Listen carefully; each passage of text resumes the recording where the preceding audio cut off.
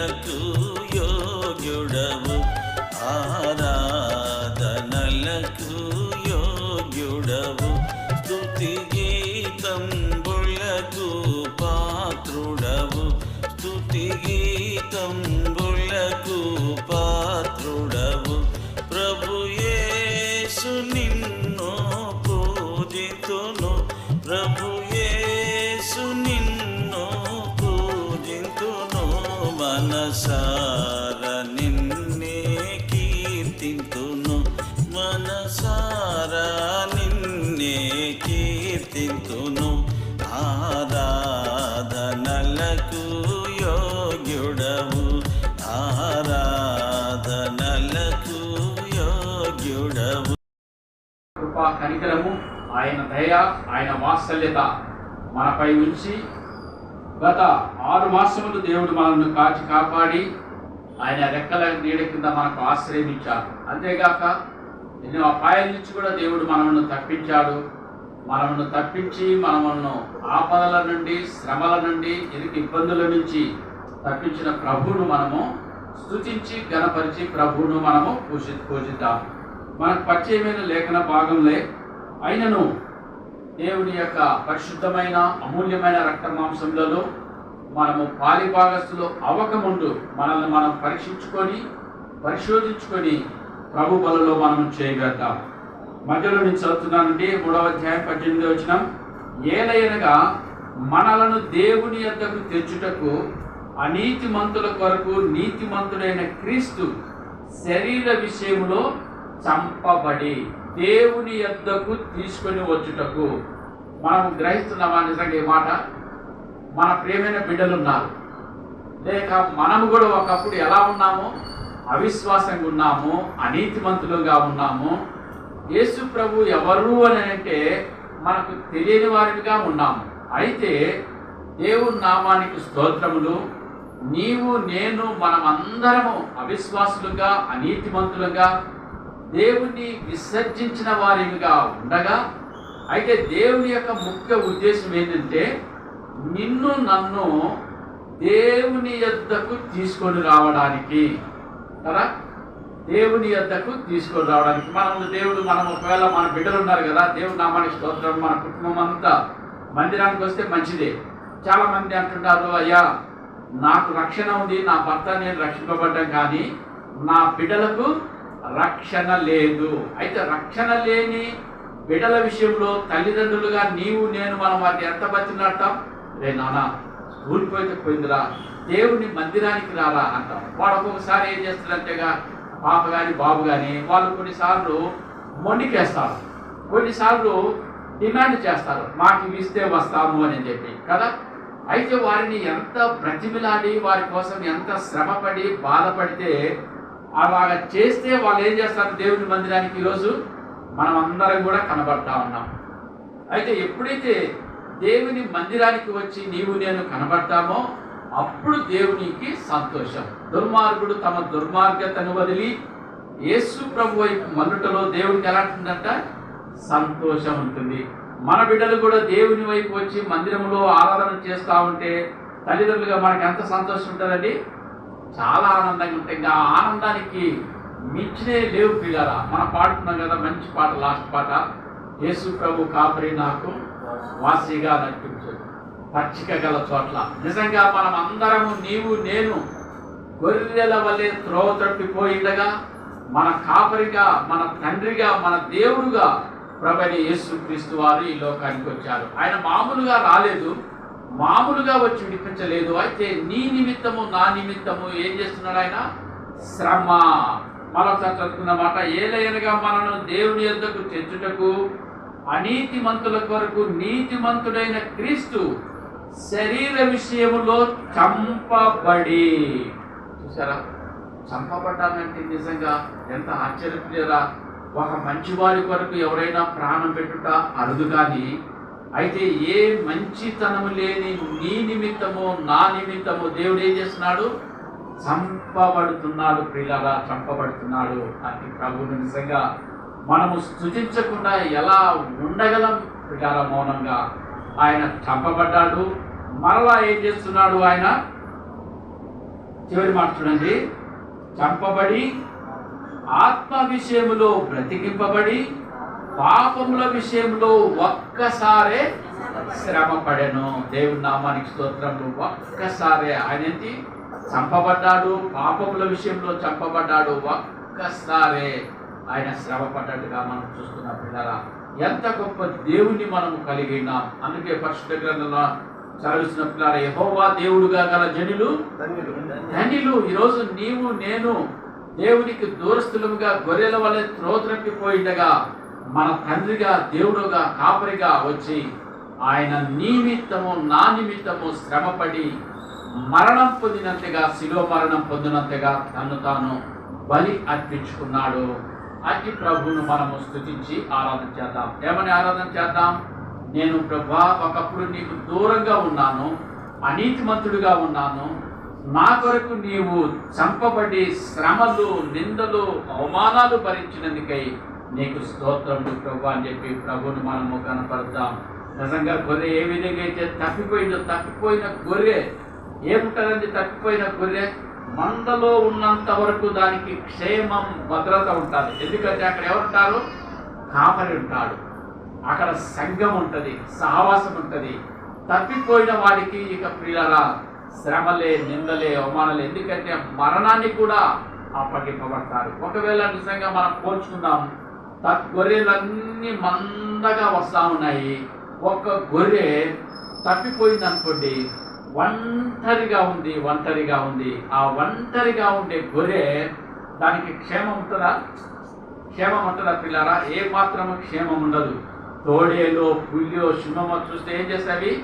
నంచుకొని తిని నలిపేస్తాయి పిల్లరా. అయితే అలాంటి మరణ స్థితి, మరణ భయంలో, మరణ భయము చేత నీవు నేను ఉండగా మన ప్రభువైన యేసుక్రీస్తు వారు కాపరిగా, తండ్రిగా, దేవుడుగా నిన్ను నన్ను రక్షించడానికి ఈ లోకానికి వచ్చాడు. అతి ప్రభువును మనం స్తుతించి కనపరిచి ప్రభువును ఆరాధన చేద్దాం. అదే పేతురు రాసిన పత్రిక 4వ అధ్యాయం 1వ వచనం. దయచేసి అందరం కలిసి చదువుతున్నాం తల్లి.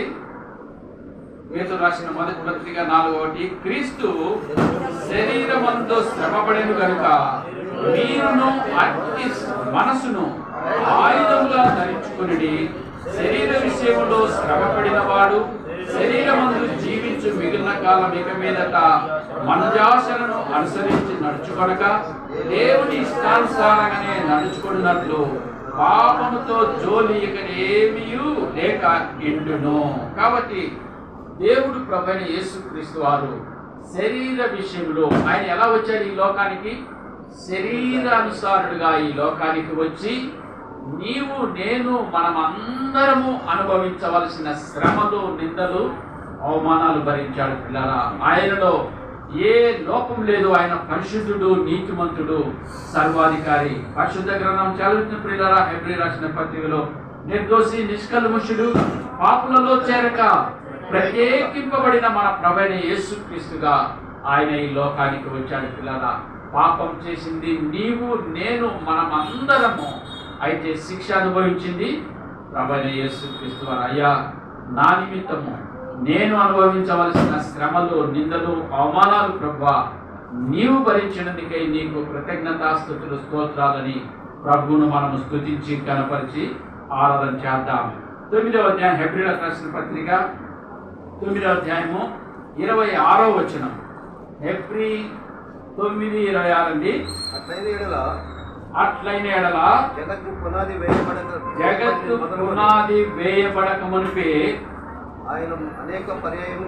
ఆయన అనేక పర్యాయములు శ్రమ పడవలసి వచ్చును. ఎప్పుడంటండి? అయితే ఆయన యుగముల సమాప్తి యందు తన్ను తానే బలిగా అర్పించుకొనటం వలన పాప నివారణ చేయుటకై ఒక్కసారి ప్రత్యక్ష పరచబడను. జగత్తు పునాది వేయబడక మునిపే, తల్లి గర్భములో రూపింపబడక మునిపే దేవుడు ఏం చేశాడు? నిన్ను నన్ను వెరిగినాడు పిల్లరా. ఎరిగిండటమే కాకుండా మరణం నుండి, పాపం నుండి, శాపం నుండి దేవుడు మనకు విడుదలని గ్రహించాడు. ఈరోజు ప్రశాంతమైన వాతావరణంలో దేవుణ్ణి మనము స్తుతించగలుగుతున్నాం. అయితే ఆయన రక్తం ద్వారా మనకు పరిశుద్ధ స్థలములో మనకు దేవుడు ప్రవేశాన్ని అనుగ్రహించాడు. అతి ప్రభువును మనము స్తుతించి గణపరిచి ప్రభువును మనము ఆరాధన చేద్దాం. 9వ అధ్యాయము అదే 9వ అధ్యాయం 28వ వచనమండి. ఏప్రిల్ 9:28. అలాగుననే క్రీస్తు కూడా అనేకుల పాపములను భరించుటకు ఒక్కసారే అర్పింపబడి తన కొరకు కనిపెట్టుకొని ఇండు వారి రక్షణ నిమిత్తము పాపము లేకుండా రెండవసారి ప్రత్యక్షమైన శ్రమ శ్రమ శ్రమ అనేది మనము పలుమార్లు చూస్తున్నాం పిల్లారా. శిలువ మరణము నిజంగా ఈ లోకంలో ఎవరికి లేదు, కానీ అయితే ఒక యేసు ప్రభు వారు మాత్రమే శిలువ మరణం పొందినట్లుగా మనం చూస్తున్నాం. ఆయన బలిగా అర్పింపబడినట్లుగా మనం చూస్తున్నాం. అయితే ఈ బలి, ఈ శిలువ మరణము కేవలం నీ నిమిత్తము నా నిమిత్తము, ఇదిగో లోక పాపమును మోసుకొని పోవు దేవుని యొక్క గొర్రెపిల్లగా ఈ లోకానికి వచ్చి మన కొరకు శ్రమలు, నిందలు, అవమానాలు భరించాడు పిల్లరా. కొట్టువారికి వీపును అప్పగించాడు, ఎంట్రుకలు పెరుకు వారికి చెంపలు అప్పగించాడు. నాగలి సాల వద్ద తన శరీరం అంతా దున్నబడి కాళ్ళల్లో మేకులు, చేతులలో మేకులు, తలపై ముళ్ళ కిరీటాన్ని దేవుడు పెట్టబడ్డాడు పిల్లరా. ఇవన్నీ బాధలు నీ కోసం, నా కోసం, మన అందరి కోసమే ఇచ్చి త్యాగం చేసిన ఆ పుణ్యమూర్తి గొప్ప దేవుడు ప్రభువైన యేసుక్రీస్తు వారిని మనము స్తుతించి కనపరిచి ప్రభువును మనము ఆరాధన చేద్దాం. దేవుడు చేసిన మేలు, ఉపకారాలను మనం జ్ఞాపకం చేసుకుంటూ తీతుకు రాసిన పత్రిక 2వ అధ్యాయము 14వ వచనం. తీతు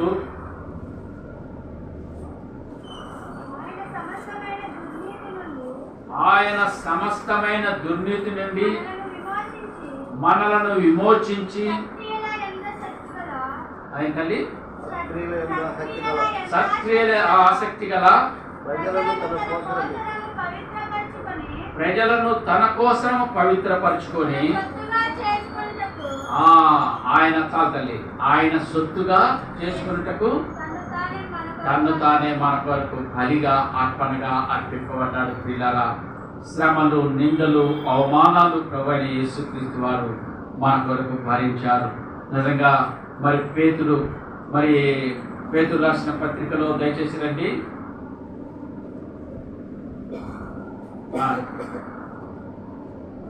క్షమించండి, రోమా 4:25. రోమా 4:25. రోమా 4వ అధ్యాయము 25వ వచనం. ఆయన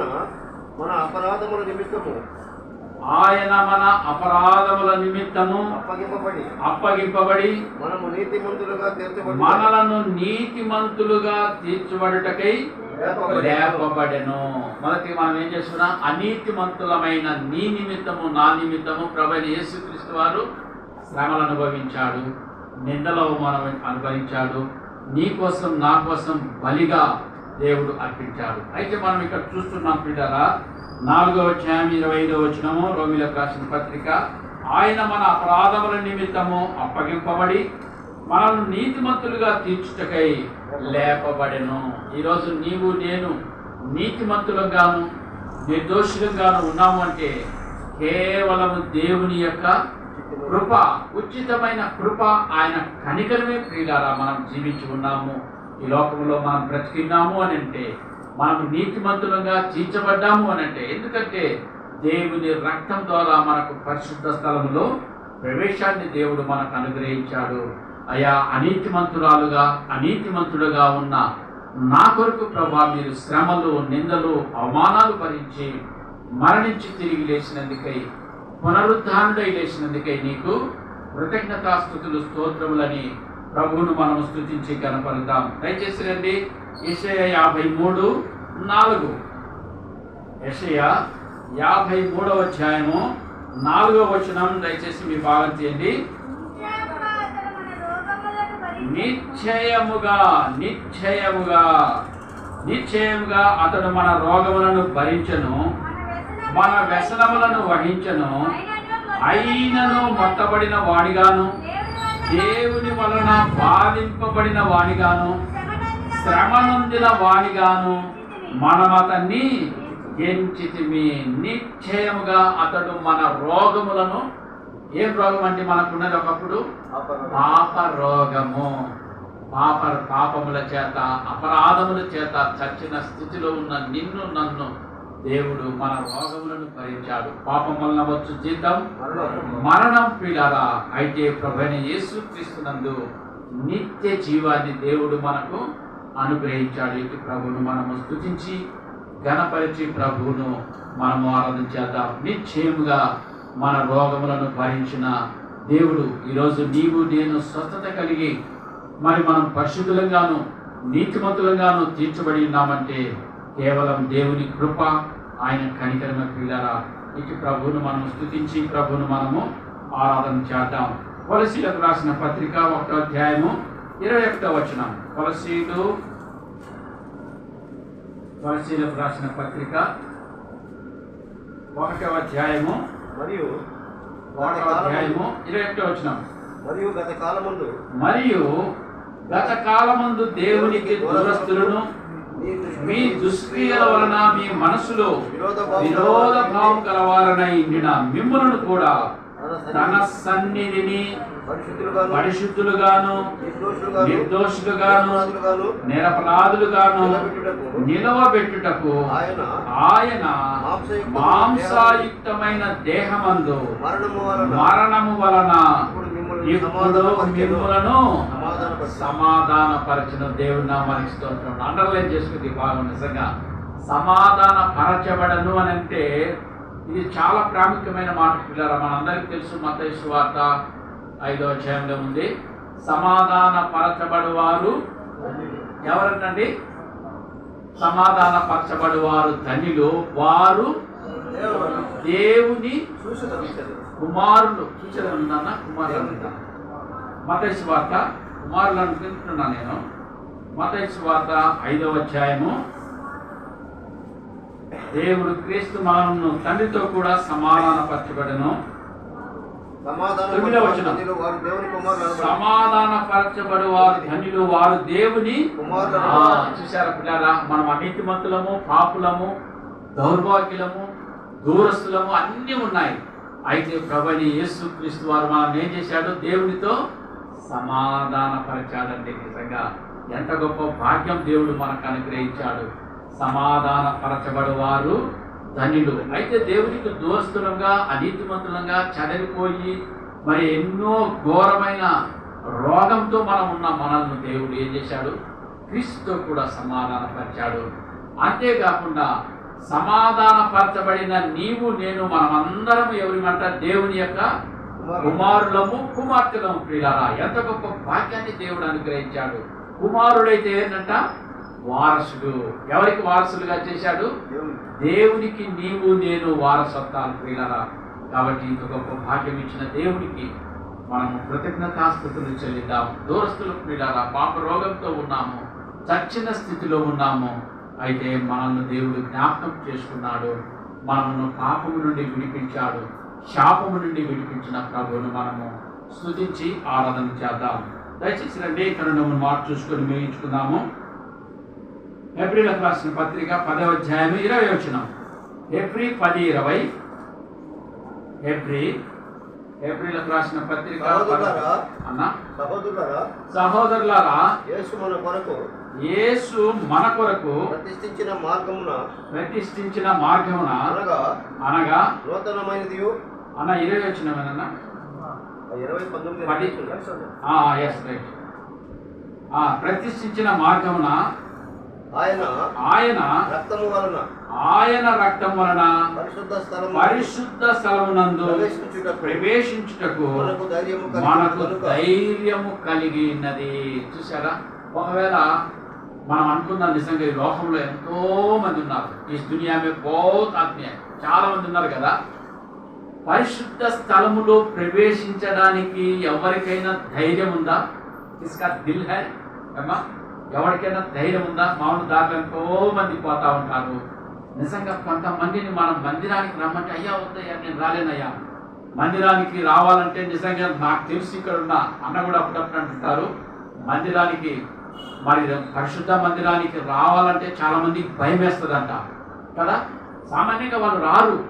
అయితే ప్రియులారా, ఎవరు తప్పు చేసి ఎవరు దేవునికి దూరస్తులుగా ఉంటారో వారు రాలేరంతే ఇక. అయితే ప్రభువైన యేసుక్రీస్తు వారు నిన్ను నన్ను తన రక్తంలో కడిగి పరిశుద్ధపరచబడినారు కాబట్టి దేవుని మందిరంలో మనము ధైర్యంగా రాగలుగుతున్నామండి. ధైర్యంగా దేవుని మనం స్తుతించగలుగుతున్నాం. దేవుడు మనకు కలిగినందుకు మనం ఎంతో ధన్యులము, అదృష్టవంతులము.